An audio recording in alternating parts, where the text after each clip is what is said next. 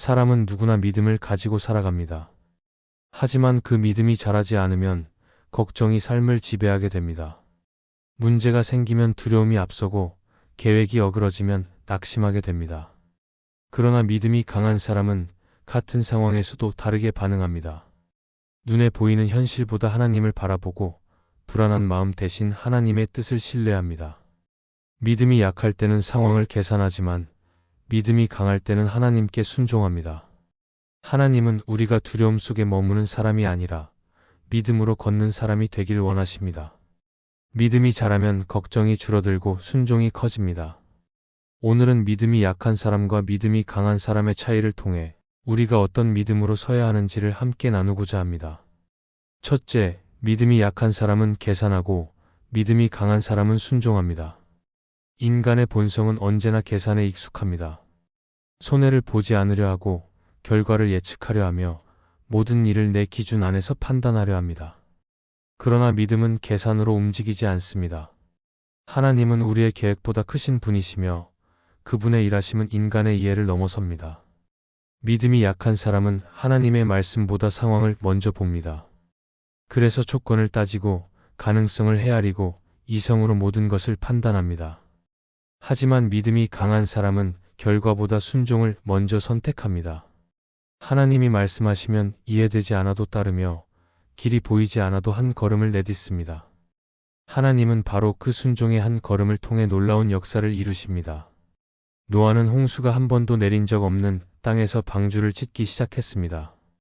사람들은 그를 비웃었고 그의 행동을 이해하지 못했습니다. 그러나 노아는 계산하지 않았습니다. 하나님께서 말씀하셨기 때문입니다. 그 말씀 하나에 모든 것을 걸었습니다. 노아의 순종은 이성으로는 설명할 수 없지만 믿음으로는 분명했습니다.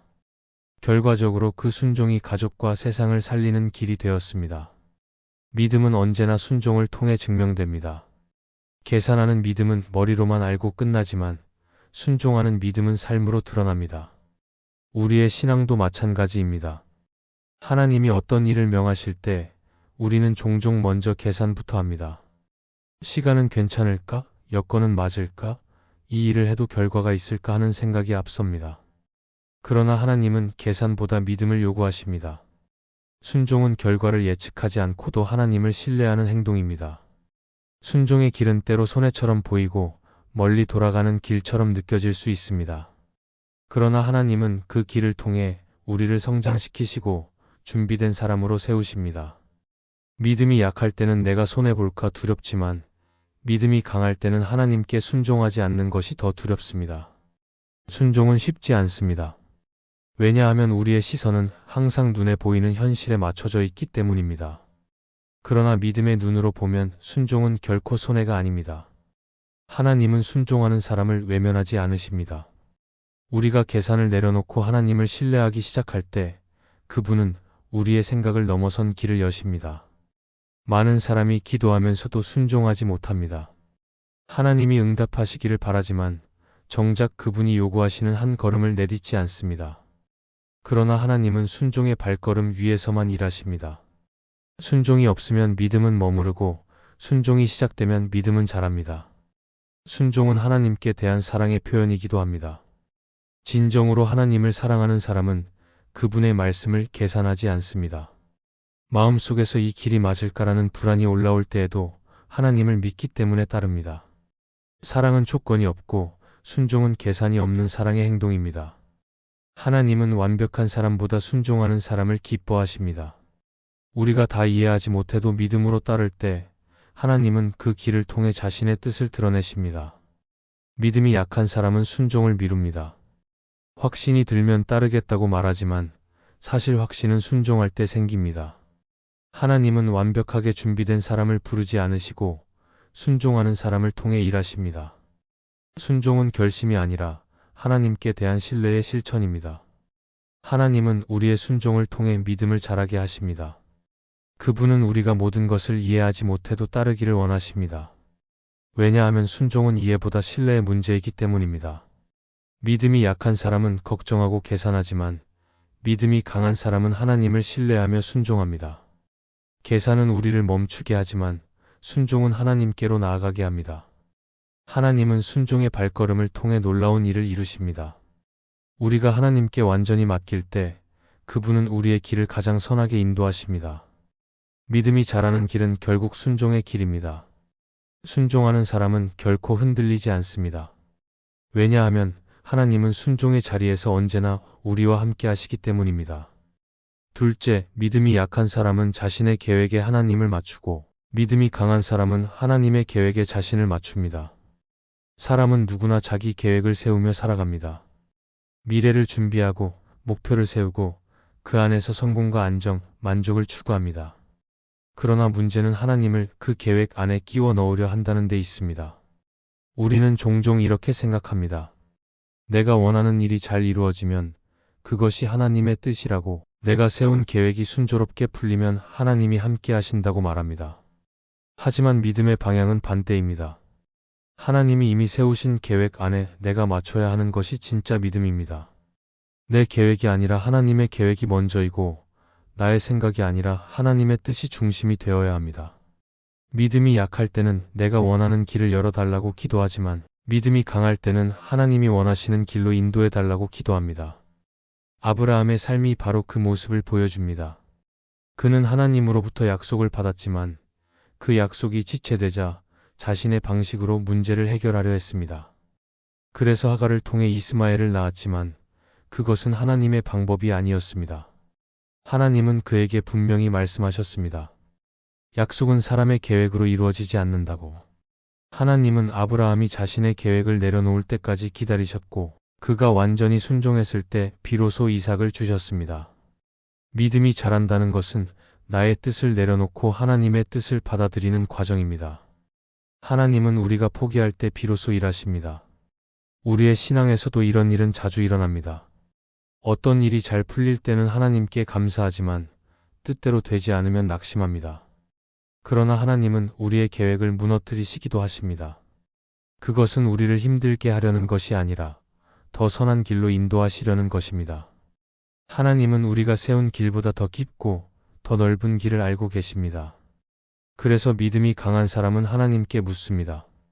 이 일이 나의 뜻입니까? 하나님의 뜻입니까?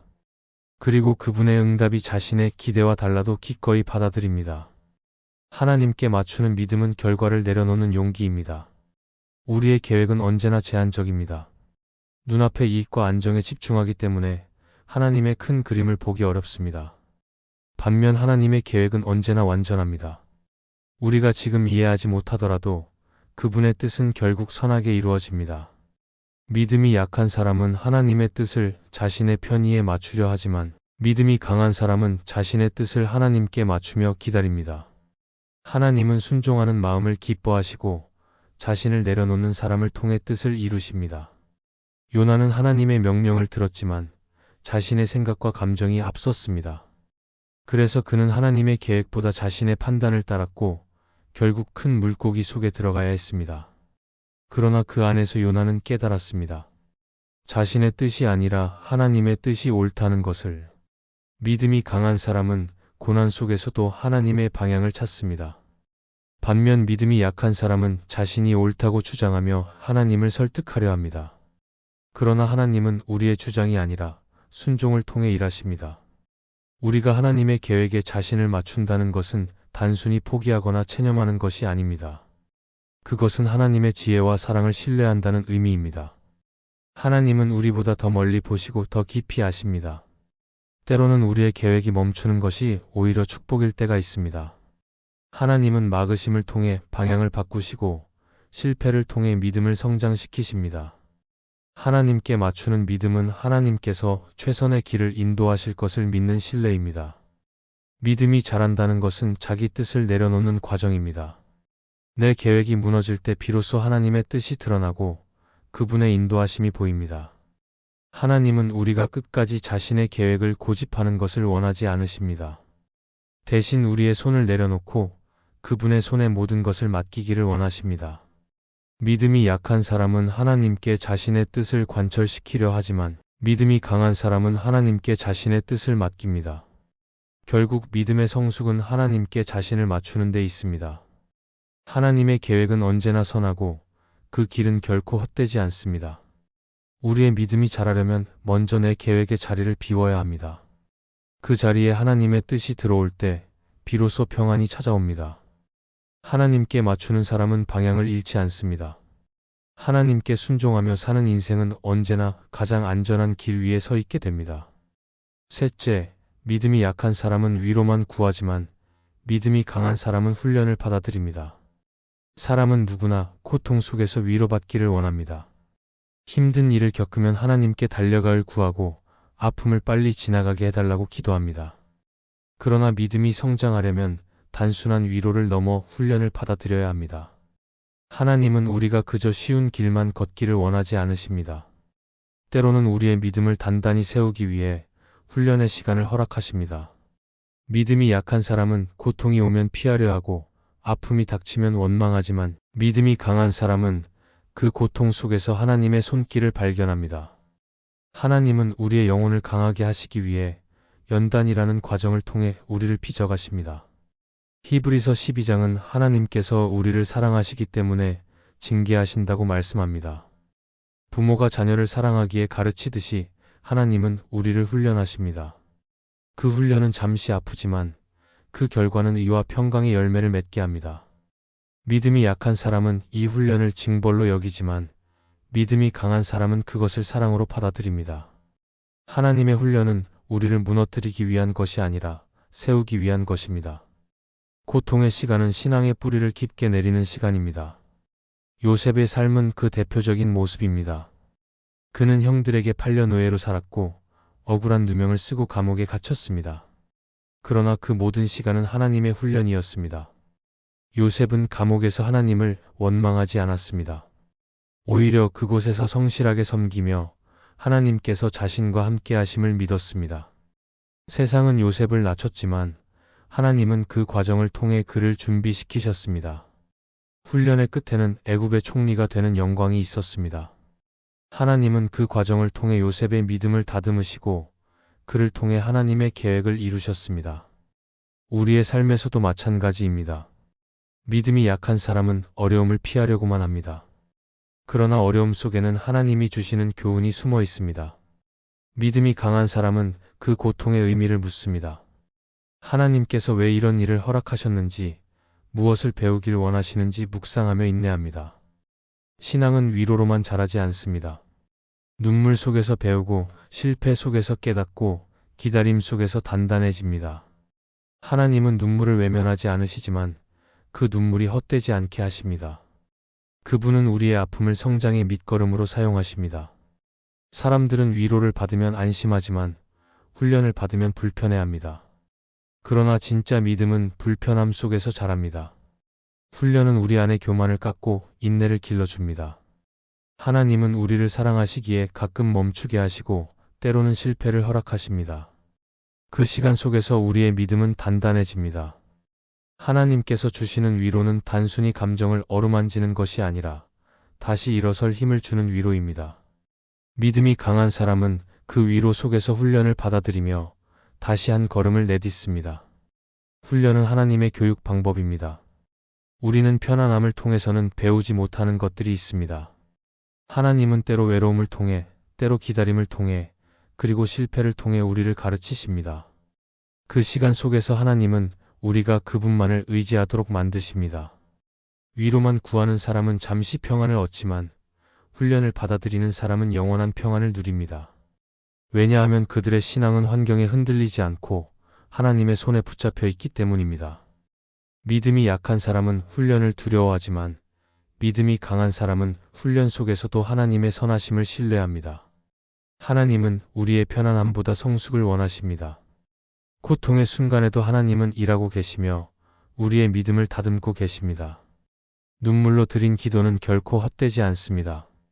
하나님은 그 기도를 통해 우리의 마음을 새롭게 하시고 더 강한 믿음을 만들어 가십니다.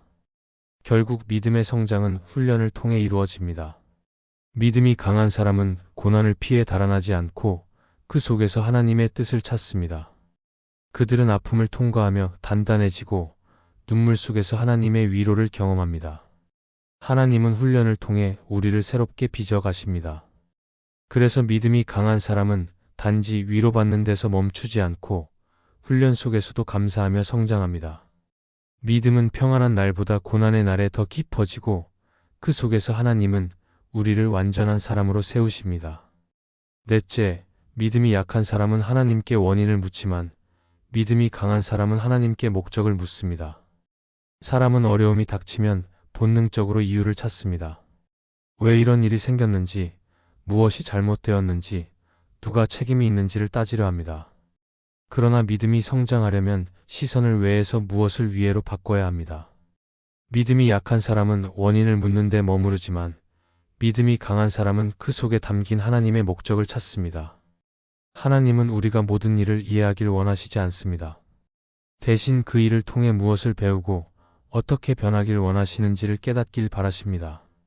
하나님께서는 이유보다 목적을 통해 우리의 삶을 인도하십니다. 고난이 찾아올 때 사람들은 종종 하나님께 따집니다. 왜 나에게 이런 일이 일어납니까?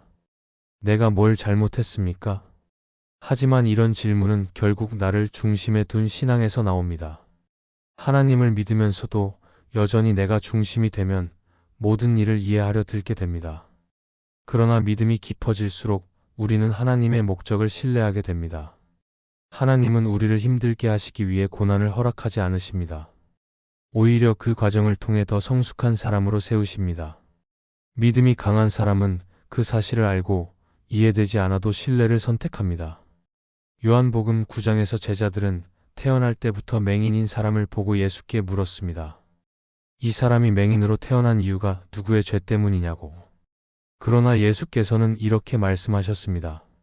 이 사람이나 그 부모의 죄 때문이 아니라 그에게서 하나님의 일이 나타나기 위함이다. 제자들은 원인을 찾으려 했지만 예수님은 목적을 말씀하셨습니다. 고난에는 반드시 이유가 있지만 하나님께서는 그 이유보다 그 안에서 이루실 뜻을 더 중요하게 보십니다. 믿음이 강한 사람은 문제 속에서도 하나님이 하실 일을 바라봅니다. 그들은 왜 나에게 이런 일이 일어났는가를 묻기보다 이 일을 통해 하나님이 무엇을 이루실까를 묻습니다. 팀 켈러는 그의 책 고통의 이유에서 이렇게 말했습니다. 고통은 하나님의 학교이며 그분은 그곳에서 우리를 다듬으신다. 이 말은 고통의 의미를 잘 설명합니다. 하나님은 고난을 통해 우리의 시선을 바꾸십니다. 문제의 이유를 찾는 대신 하나님이 우리를 어디로 이끄시려는지를 묵상하게 하십니다.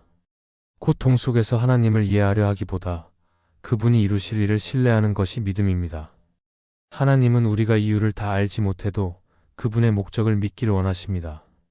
믿음이 약한 사람은 왜를 묻다가 멈춥니다.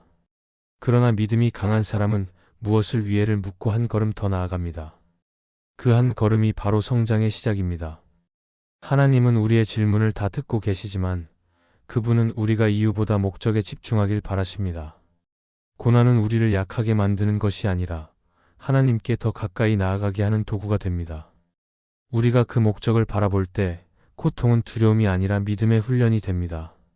믿음이 강한 사람은 인생의 모든 일을 우연으로 보지 않습니다. 그들은 모든 순간에 하나님의 섭리가 있다고 믿습니다. 때로는 우리가 이해하지 못하는 길로 인도하실 때도 있지만 하나님은 그 길 끝에서 반드시 선한 일을 이루십니다. 목적을 묻는 믿음은 기다림의 믿음입니다. 지금은 이해할 수 없어도 언젠가 하나님께서 모든 것을 아름답게 하실 것을 믿는 마음입니다. 우리의 신앙은 원인을 따질 때보다 목적을 신뢰할 때 자랍니다. 하나님은 우리의 고통 속에서도 선을 이루시는 분이십니다. 그분은 우리가 모든 것을 알지 못해도 그분의 뜻을 신뢰할 수 있도록 도와주십니다. 믿음이 약한 사람은 원인을 찾다가 낙심하지만 믿음이 강한 사람은 목적을 바라보다가 소망을 얻습니다. 하나님은 우리가 이유를 아는 것보다 그분을 신뢰하는 것을 더 기뻐하십니다. 삶의 모든 순간의 이유를 찾기보다 하나님이 이루실 목적을 믿는 것이 믿음의 성숙입니다. 하나님은 실수하지 않으시고 헛된 일을 하시지 않습니다.